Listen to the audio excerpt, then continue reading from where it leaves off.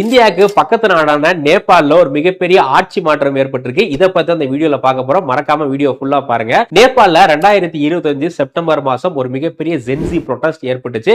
இந்த ப்ரொடெஸ்ட்னால அப்போ நேபாளுடைய பிஎம் இருந்த KP சர்மா ஒலி அவர்கள் அவருடைய பதவியை ராஜினாமா பண்ணியிருந்தாரு. அதை தொடர்ந்து நேபாளுடைய இடைக்கால பிரதமரா சுஷிலா கார்கே அப்படிங்கிறவங்கள அப்பாயிண்ட் பண்ணியிருந்தாங்க. இப்போ நேபாளல ஃப்ரெஷ்ஷா எலெக்ஷன் முடிஞ்சு இந்த எலெக்ஷன்ல ராஷ்டிரிய சுதந்திரா பார்ட்டி அப்படிங்கிற ஒரு புது கட்சி ஆட்சியை பிடிச்சிருக்கு. இந்த கட்சியுடைய தலைவராக இருக்கக்கூடிய பாலேந்திர ஷா அப்படிங்கிறவர் தான் நேபாளுடைய நெக்ஸ்ட் பிரதமரா வரப்போறாரு.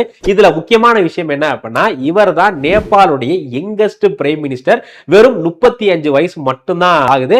அது மட்டும் இல்லாம நேபாளுடைய மாதேசி கம்யூனிட்டி அப்படிங்கிற கம்யூனிட்டில இருந்து வரக்கூடிய முதல் பிரைம் மினிஸ்டரும் இவர் தான்.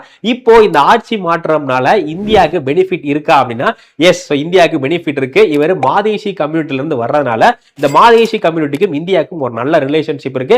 சோ அதனால இந்தியாவுக்கு இந்த ஆட்சி மாற்றத்தோட மிகப்பெரிய பெனிஃபிட் இருக்கு. இப்போ உங்களுக்கான ஒரு கேள்வி என்ன அப்படின்னா, இப்போ ரீசெண்டா பங்களாதேஷோட புதிய பிஎம் யார் பதவியை தேர்ந்தெடுத்துச்சுன்னா மறக்காம கமெண்ட் செக்ஷன்ல கமெண்ட் பண்ணுங்க. இதே மாதிரி யூஸ்ஃபுல்லான வீடியோஸ்க்கு நம்ம சேனலை சப்ஸ்கிரைப் பண்ணிக்கங்க. Thank you. Veranda IAS, where your dream becomes reality.